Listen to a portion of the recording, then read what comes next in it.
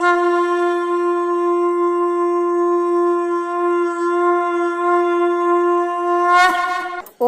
सर्वमंगलमांगल्ये शिवे सर्वार्थसाधिके शरण्ये त्र्यंबके गौरी नारायणी नमोस्तुते। देवी श्री चंडी कवच में ब्रह्मा ऋषि अनुष्टुप छंद चामुंडा देवता अंगन्यास में कही गई माताएं बीज दिग्बंध देवता तत्व हैं।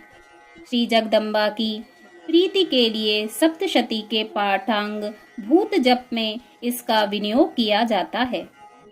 चंडिका देवी को नमस्कार है। मार्कंडेय जी ने कहा, पितामह, जो इस संसार में परम गोपनीय तथा मनुष्यों की सब प्रकार से रक्षा करने वाला है और जो अब तक आपने दूसरे किसी के सामने प्रकट नहीं किया हो, ऐसा कोई साधन मुझे बताइए।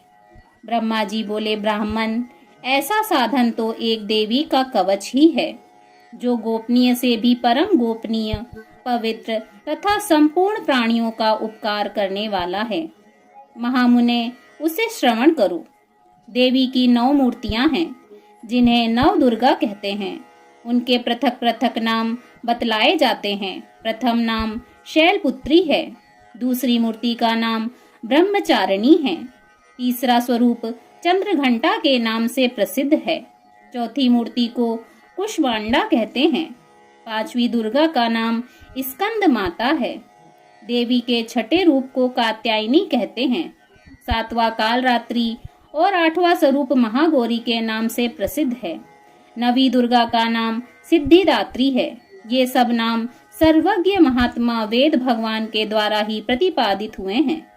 जो मनुष्य अग्नि में जल रहा हो, रणभूमि में शत्रुओं से घिर गया हो, विषम संकट में फंस गया हो तथा इस प्रकार भय से आतुर होकर जो भगवती दुर्गा की शरण में प्राप्त हुए हों, उनका कभी कोई अमंगल नहीं होता। युद्ध के समय संकट में पड़ने पर भी उनके ऊपर कोई विपत्ति नहीं दिखाई देती है। उन्हें शोक, दुख और भय की प्राप्ति नहीं होती।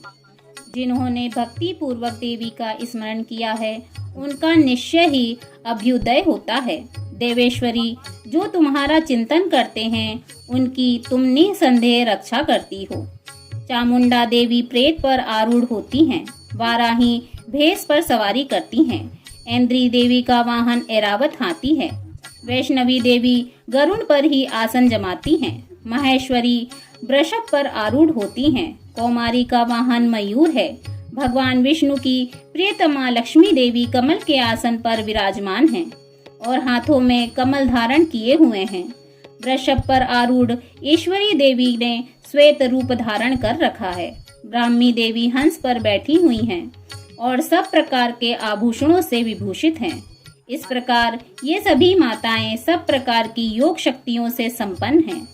इसके सिवा और भी बहुत सी देवियां हैं, जो अनेक प्रकार के आभूषणों की शोभा से युक्त तथा नाना प्रकार के रत्नों से सुशोभित हैं।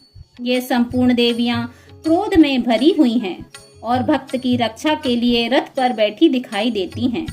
ये शंख, चक्र, गदा, शक्ति, हल और मूसर, खेटक और तोमर, परशु तथा पाश, कुंत और त्रिशूल एवं उत्तम सारंग, धनुष आदि अस्त्र शस्त्र अपने हाथों में धारण करती हैं।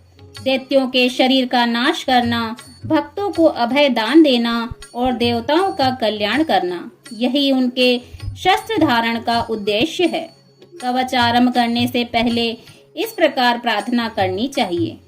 महान रौद्र रूप, अत्यंत घोर पराक्रम, महाबल और महान उत्साह वाली देवी, तुम महान भय का नाश करने वाली हो, तुम्हें नमस्कार है। तुम्हारी ओर देखना भी कठिन है। शत्रुओं का भय बढ़ाने वाली जगदम्बिके, मेरी रक्षा करो। पूर्व दिशा में ऐन्द्री मेरी रक्षा करें। अग्निकोण में अग्नि शक्ति, दक्षिण दिशा में वाराही तथा नेस्त्रज्ञ कोण में खड़ग धारणी मेरी रक्षा करें। पश्चिम दिशा में वारुणी और वायव्य कोण में मृग पर सवारी करने वाली देवी मेरी रक्षा करें। उत्तर दिशा में कौमारी और ईशान कोण में शूलधारणी देवी रक्षा करें। ब्राह्मणी, तुम ऊपर की ओर से मेरी रक्षा करो और वैष्णवी देवी नीचे की ओर से मेरी रक्षा करें। इस प्रकार शव को अपना वाहन बनाने वाली चामुंडा देवी दसों दिशाओं से मेरी रक्षा करें। जया आगे से और विजया पीछे की ओर से मेरी रक्षा करें। वाम भाग में अजिता और दक्षिण भाग में अपराजिता रक्षा करें। उद्धोतनी शिखा की रक्षा करें। उमा मेरे मस्तक पर विराजमान होकर रक्षा करें। ललाट में माला धरी रक्षा करें और यशस्विनी देवी मेरी भौहों का संरक्षण करें। भौहों के मध्य भाग में त्रिनेत्रा और नथुने की यमघंटा देवी रक्षा करें। दोनों नेत्रों के मध्य भाग में सांखनी और कानों में द्वारवासिनी रक्षा करें। कालिका देवी कपोलों की तथा भगवती शांकरी कानों के मूल भाग की रक्षा करें। नासिका में सुगंधा और ऊपर के ओंठों में चर्चिका देवी रक्षा करें। नीचे के ओंठ में अमृत कला तथा जिह्वा में सरस्वती देवी रक्षा करें। कौमारी दांतों की और चंडिका कंठ प्रदेश की रक्षा करें। त्रिघंटा गले की, घाटी की और महामाया तालु में रहकर रक्षा करें। कामाक्षी ठोडी की और सर्वमंगला मेरी वाणी की रक्षा करें। भद्रकाली ग्रीवा में और धनुर्धरी पृष्ठवंश मेरुदंड में रहकर रक्षा करें। कंठ के बाहरी भाग में नीलग्रीवा और कंठ की नली में नलकुंबरी रक्षा करें। दोनों कंधों में खड़गनी और मेरे दोनों भुजाओं की वज्रधारणी रक्षा करें। दोनों हाथों में दंडनी और अंगुलियों में अंबिका रक्षा करें। शूलेश्वरी नखों की रक्षा करें। कुलेश्वरी कुक्षी अर्थात पेट की रक्षा करें। महादेवी दोनों स्तनों की और शोक विनाशिनी देवी मन की रक्षा करें। ललिता देवी हृदय में और शूलधारणी उदर में रहकर रक्षा करें। नाभि में कामिनी और गुहा भाग की गुहेश्वरी रक्षा करें। पूतना और कामिका लिंग की और महिषवाहिनी गुदा की रक्षा करें। भगवती कटी भाग में और विंध्यवासिनी घुटनों की रक्षा करें। संपूर्ण कामनाओं को देने वाली महाबला देवी दोनों पिंडलियों की रक्षा करें। नारसिंही दोनों घुटियों की और तेजसी देवी दोनों चरणों के पृष्ठ भाग की रक्षा करें। श्री देवी पैरों की अंगुलियों में और तालवासिनी पैरों के तलुओं में रहकर रक्षा करें। अपनी दाढ़ों के कारण भयंकर दिखाई देने वाली दृष्टा कराली देवी नखों की और ऊर्ध्वकेशिनी देवी केशों की रक्षा करें। रोमावली के छिद्रों में कौबेरी और त्वचा की वागेश्वरी देवी रक्षा करें। पार्वती देवी रक्त, मज्जा, वसा, मांस, हड्डी और मेद की रक्षा करें। आंतों की कालरात्रि और पित्त की मुक्तेश्वरी रक्षा करें। मूलाधार आदि कमल केशों में पद्मावती देवी और कफ में चूड़ामणि देवी स्थित होकर रक्षा करें। नख के तेज की ज्वालामुखी देवी रक्षा करें। जिसका किसी भी अस्त्र से भेदन नहीं हो सकता, वह अभेदा देवी शरीर के समस्त संधियों में रहकर रक्षा करें। ब्राह्मणी, आप मेरे वीर्य की रक्षा करें। छत्रेश्वरी छाया की तथा धर्मधारिणी देवी मेरे अहंकार, मन और बुद्धि की रक्षा करें। हाथ में वज्र धारण करने वाली वज्रहस्ता देवी मेरे प्राण, अपान, व्यान, उदान और समान वायु की रक्षा करें। कल्याण से शोभित होने वाली भगवती कल्याण शोभना मेरे प्राणों की रक्षा करें। रस, रूप, गंध, शब्द और स्पर्श इन विषयों का अनुभव करते समय योगिनी देवी रक्षा करें तथा सत्व गुण, रजोगुण और तमो गुण की रक्षा सदा नारायणी देवी करें। वाराही आयु की रक्षा करें। वैष्णवी धर्म की रक्षा करें तथा चक्रणी देवी यश, कीर्ति, लक्ष्मी, धन तथा विद्या की रक्षा करें। इंद्राणी, आप मेरे गोत्र की रक्षा करें। चंडिका, आप मेरे पशुओं की रक्षा करें। महालक्ष्मी, पुत्रों की रक्षा करें और भैरवी मेरे पति की रक्षा करें। मेरे पथ की सुपथा तथा मार्ग की क्षेम करी रक्षा करें। राजा के दरबार में महालक्ष्मी रक्षा करें तथा सब ओर से व्याप्त रहने वाली विजया देवी संपूर्ण भयों से मेरी रक्षा करें। देवी, जो स्थान कवच में नहीं कहा गया है अतएव रक्षा रहित है, वह सब तुम्हारे द्वारा सुरक्षित हो, क्योंकि तुम विजयशालिनी और पाप नाशिनी हो। यदि अपने शरीर का भला चाहो तो मनुष्य बिना कवच के कहीं एक पग भी न जाए, कवच का पाठ करके ही यात्रा करे। कवच के द्वारा सब ओर से सुरक्षित मनुष्य जहाँ जहाँ भी जाता है वहाँ वहाँ उसे धन लाभ होता है तथा संपूर्ण कामनाओं की सिद्धि करने वाली विजय की प्राप्ति होती है। वह जिस जिस अभिष्ट वस्तु का चिंतन करता है उसको निश्चय ही प्राप्त कर लेता है। वह पुरुष इस पृथ्वी पर तुलना रहित महान ऐश्वर्य का भागी होता है। कवच से सुरक्षित मनुष्य निर्भय हो जाता है, युद्ध में उसकी पराजय नहीं होती तथा वह तीनों लोकों में पूजनीय होता है।